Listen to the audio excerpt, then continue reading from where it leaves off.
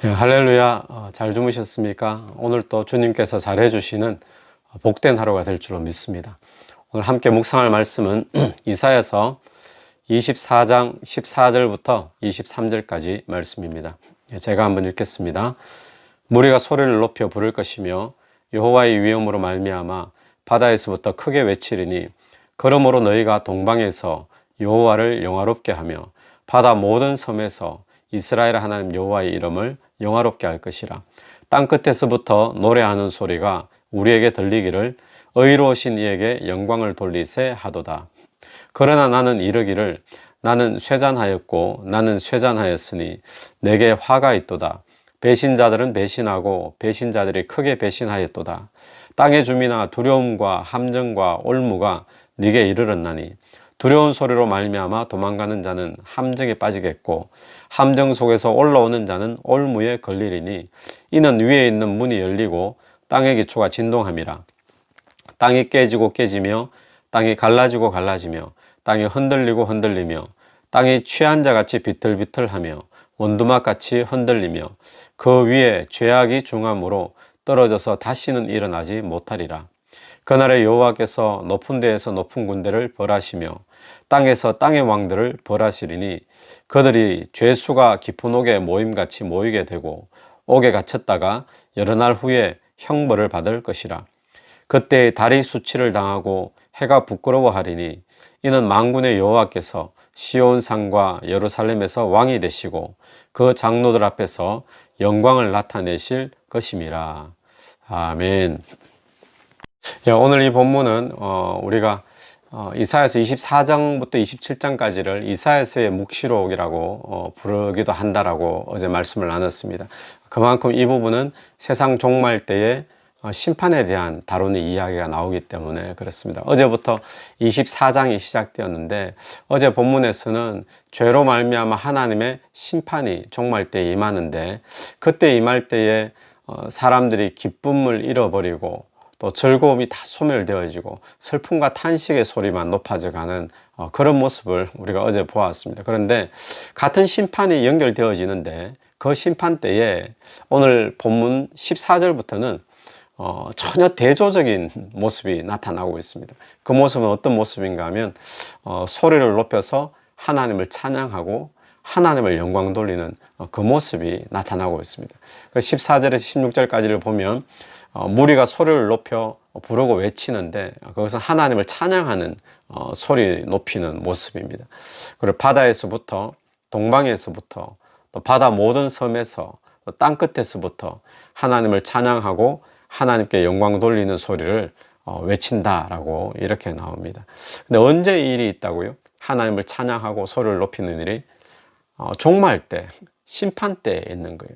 그 심판과 종말 때 슬픔과 탄식의 소리만 있는 것이 아니라 그때 하나님을 찬양하고 영광 돌리는 이런 소리도 지금 온 세상의 땅끝에서부터 동방에서부터 가득하다라는 것을 이야기를 하고 있죠. 자, 그러면 이 심판 때에 어떤 사람들이 하나님을 찬양할까요? 어떤 사람들은 이 심판 때에 탄식하고 고통 가운데 슬퍼하는데 어떤 사람들은 이 심판 때에 기뻐하고 소리를 높여서 하나님을 찬양하고 영광 돌리고 그런 사람들이 있다는 거예요. 자, 그러면 어떤 사람이 심판 때에 하나님을 찬양하는 사람이 될까요? 어제 심판의 고통 속에 있는 자는 어떤 자들이었습니까? 하나님의 약속을 저버린 사람들이었죠. 또 하나님의 약속을 떠나고 죄 가운데 머무는 사람들, 결국 기쁨과 즐거움을 잃어버리고 고통 가운데, 심판의 고통 가운데 슬퍼한다 그랬습니다. 근데 오늘 이 심판 속에 찬양하는 사람들은 누구냐? 이 사람들은 어제의 사람들과 정반대의 사람들입니다.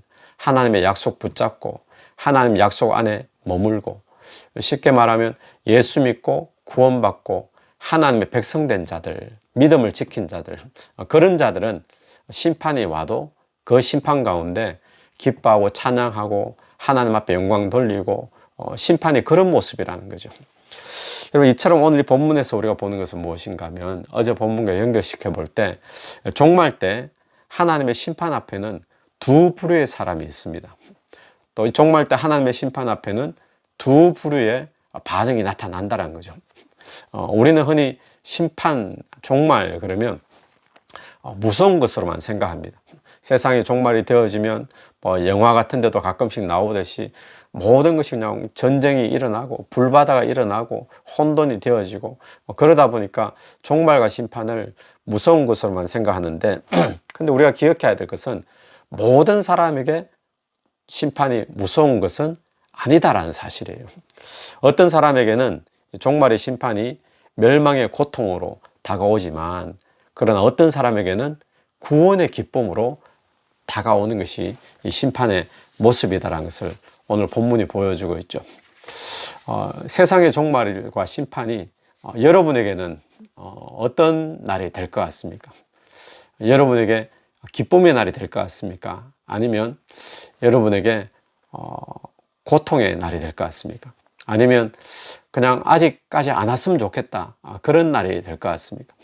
오늘 저와 여러분에게 구원받은 우리에게 세상의 종말과 심판은 기쁨의 날이 될 줄로 분명히 믿습니다.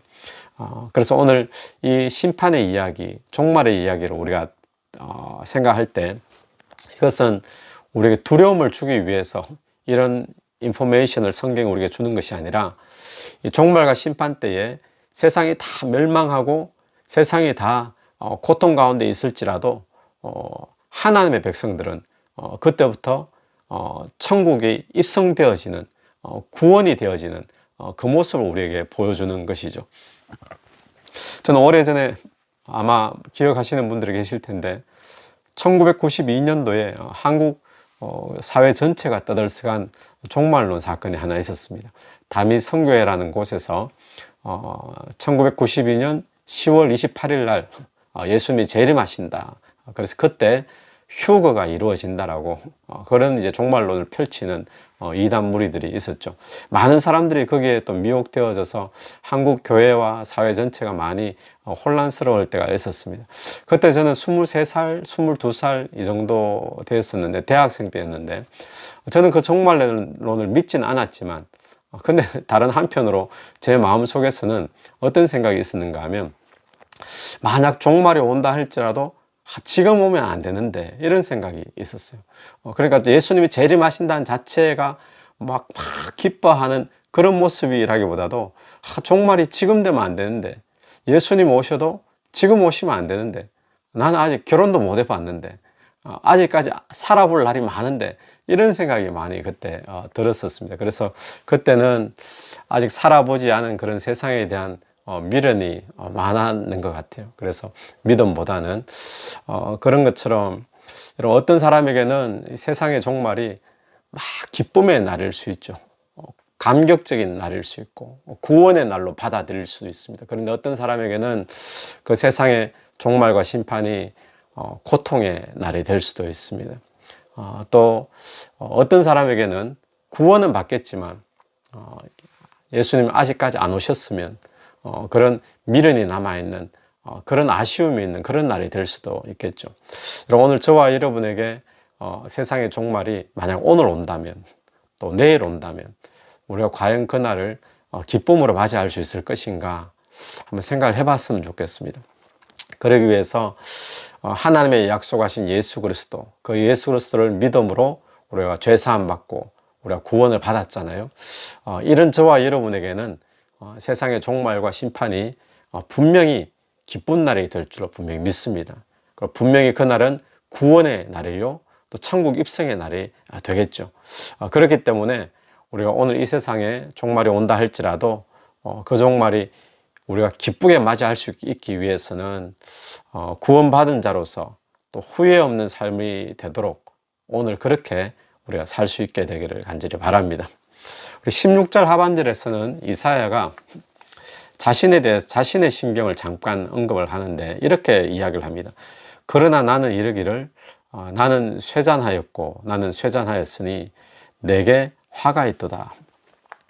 이사야가 지금 자신은 쇠잔하다, 내게 화가 있겠다라고 이런 표현을 했는데 이것은 뭐 어떤 뜻인가 하면 미래적으로 볼 때 종말이 임하면 사람들은 다 그 종말의 멸망의 고통 가운데 있는 사람들도 있고 또 구원의 감격과 기쁨 가운데 하나님을 찬양하는 사람도 있는데, 근데 이사야는 지금 자기는 지금 쇠잔하다, 내게 화다 이렇게 표현한 이유는 미래적으로는 그것이 이제 고통이고 또 구원의 찬송과 영광이 될 수 있는 사람이 있지만, 지금 이사야 현재의 입장에서 봤을 때 이사야가 겪어야 될 어떤 심판의 환란이 지금 있는 거예요. 그러니까 이스라엘 유다와 이사야가 함께 겪어야 될 그 환란 속에 자기는 현재 놓여 있기 때문에, 그 다가올 자기가 직접 현재 맞이해야 될 그 환란 때문에 지금 자기가 화로다 이렇게 이제 표현했는 걸로 우리가 해석이 되어지고요.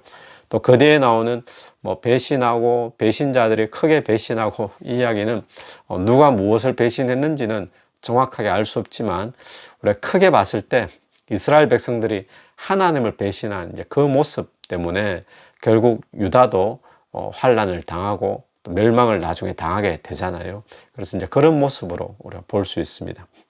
17절부터 20절까지에는 두려워서 도망가는 자는 이제 함정에 빠지고, 또 함정에 빠진 사람들 가운데 또 누구는 또 함정에서 살아서 나온다 할지라도 그 사람은 또 올무에 걸리게 되어진다 이런 표현이 있는데, 이것은 하나님의 심판이 임하면 그 심판을 피할 수 있는 자가 단 한 명도 없다, 이제 그 이야기를 하고 있습니다. 그리고 또 어제 언급된 본문처럼 땅이 막 흔들리는데, 땅에 지진이 일어나는데 땅이 깨어지고 땅이 갈라지고 땅이 흔들리게 되어진다. 그러니까 세상이 완전히 그냥 다 뒤집어지는 그런 심판 때의 모습이 있다, 이제 이야기를 하는 거죠. 그리고는 땅에서는 그런 일이 있고요. 또 21절과 22절에서는 그날에 여호와께서 높은 데에서 높은 군대를 벌하시며 땅에서 땅의 왕들을 벌하시리니, 그 높은 데에서 높은 군대, 땅에서 땅의 왕들을 벌하신다. 이것은 하나님을 대적한 하늘과 땅의 모든 하나님을 대적하는 권세들, 공중 권세 잡은 자뿐만 아니라 또 사단의 권세뿐만 아니라 또 이 땅에 있는 모든 악의 권세까지 하나님이 그때 다 벌하시게 된다는 겁니다. 그리고는 22절에 그들이 죄수가 깊은 옥에 모임같이 모이게 되고 옥에 갇혔다가 여러 날 후에 형벌을 받을 것이라. 뭐 특별한 설명이 필요 없는 이야기죠. 그래서 공중권세 잡은 자, 하늘과 땅에 하나님을 대적한 모든 사단과 악의 권세들, 이들이 다 벌해지고 꺾어지고 무너지는데, 이들이 감옥에 모였다가 나중에 따로 형벌을 받게 되어진다, 이제 그 이야기를 합니다. 그리고는 결론적으로 23절 말씀이 있는데, 그때에 달이 수치를 당하고 해는 부끄러워하리니, 달이 수치를 당하고 해는 부끄러워한다. 이 이야기는 달보다 더 밝은, 또 해보다 더 밝은 뭔가가 등장하기 때문에 해가 지금 부끄럽다는 겁니다.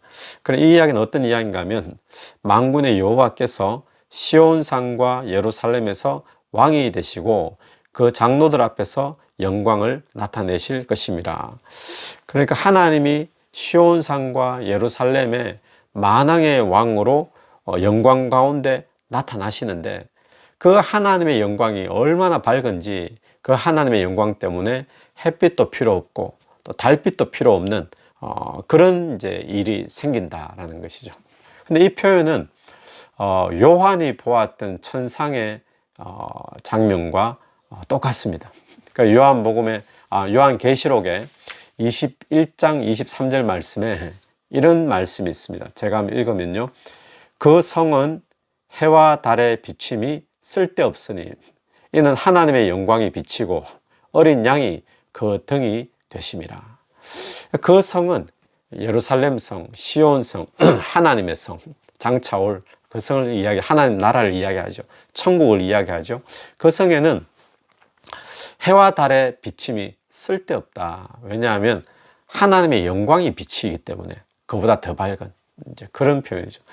그래서 이 오늘 본문에서 이사야서에서 이사야가 바라본 이 시온산과 예루살렘에 좌정하신 만왕의 왕 누구일까요? 요한계시록과 연결시켜 보면 하나님의 어린 양이신 예수 그리스도를 이야기하는 것이죠. 그럼 다시 정리를 하면 이 세상 끝에 예수 그리스도가, 우리 주 되신 예수 그리스도가 사단의 권세를 다 꺾으십니다. 세상의 모든 악의 권세를 다 무너뜨리십니다. 그리고는 벌하십니다.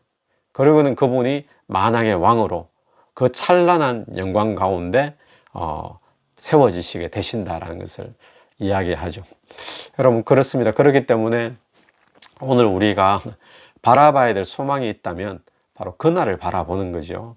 그래서 종말이라는 것이, 또 하나님의 심판이라는 것이 믿지 않는 자들에게는, 죄 가운데 있는 자, 하나님의 언약 바깥에 있는 자들에게는 그날이 곧 말 그대로 심판의 고통의 날입니다. 그러나 하나님의 백성들에게는, 예수를 주로 모시고 있는 자들에게는 이 날이 우리 주 예수 그리스도가 만왕의 왕으로 모든 사단의 권세를 다 꺾으시고 다 정리하시고 영광 가운데 임하시는 그 승리의 날이 될 것이라는 것을 이야기하고 있죠.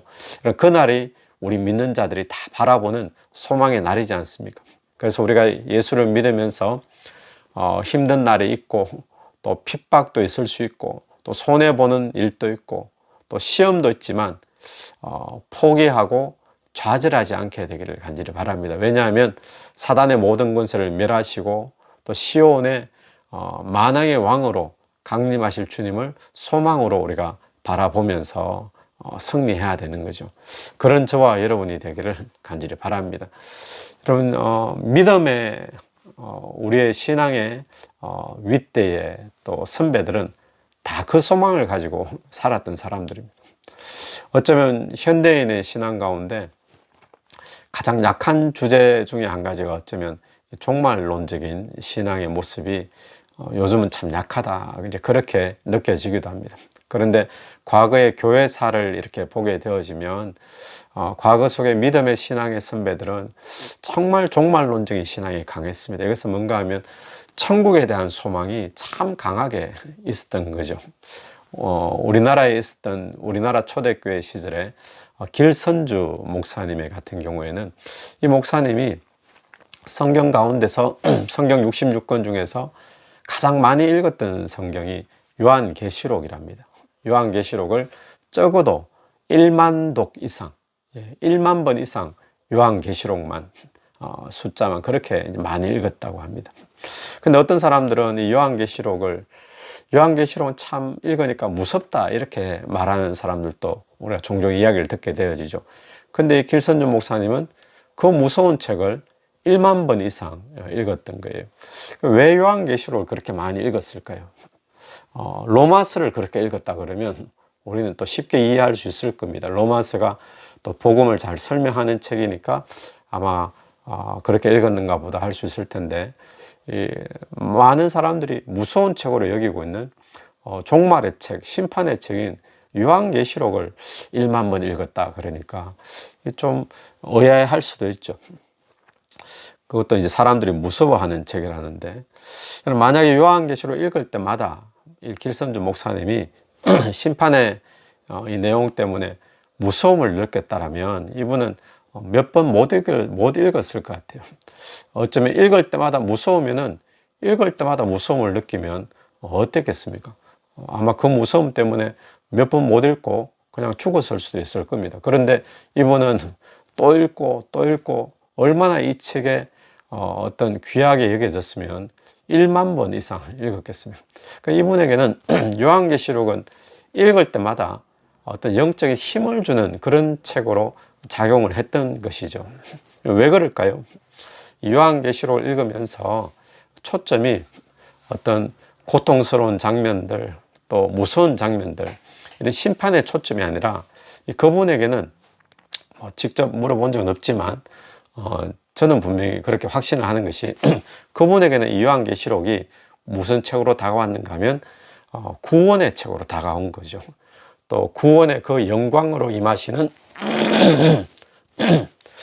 우리 주 그리스도 예수가 만왕의 왕으로 영광 중에 임하시고 모든 사단의 권세가 다 묶어지고 꺾어지는, 심판받는 그 책으로 다가왔기 때문에 이분은 읽으면 읽을수록 요한계시록을 읽을 때마다 누구를 만났는가 하면 재림하셔서 우리를 구원하시는 예수 그리스도, 만왕의 왕으로 오신 그 예수 그리스도를 계속 만나니까 읽을 때마다 힘이 생기는 것입니다. 여러분 그렇습니다. 오늘 어떤 사람에게는 우리가 초대에 말씀드린 것처럼 심판이, 이 종말이 참 두려운 것일 수 있지만 어떤 사람에게는 이 심판과 종말이라는 사실이 참 기쁨의 순간이 될 수도 있습니다. 오늘 저와 여러분이 이 종말론적인 신앙을 가지고 또 모든 사단의 권세가 다 꺾어질 날이 분명히 있다라는 거, 그리고 그 권세를 다 꺾으시고 찬란한 영광 가운데 만왕의 왕으로 나의 주인 되시는 예수 그리스도가 임하신다라는 그 날을 우리가 바라보면서 또 소망하면서 오늘 하루 우리가 믿음 때문에 때로는 세상에서 손해보는 거, 또 믿음 때문에 우리가 세상에서 힘들게 또 살아가는 부분들, 우리가 좌절하지 않고 끝까지 믿음으로 잘 견뎌서 마지막까지 승리하는 그런 저와 여러분이 되기를 간절히 바랍니다. 한번 기도드리겠습니다. 하나님 은혜를 감사합니다. 세상에서는 두려운 종말이요 심판일 수 있지만 오늘 우리에게는 그날이 기쁨의 날이요 또 구원의 날이 될 줄 믿습니다. 주님, 이 땅을 살면서 모든 사단의 권세 꺾으시고 만왕의 왕으로 또 만주의 주로 임하실 그 승리의 주님을 소망하며 바라보며 오늘 하루를 살아갈 수 있도록 인도하여 주옵소서. 예수님 이름으로 기도드립니다. 아멘. 오늘도 예수 이름으로 승리하시는 복된 하루 되기를 간절히 바랍니다.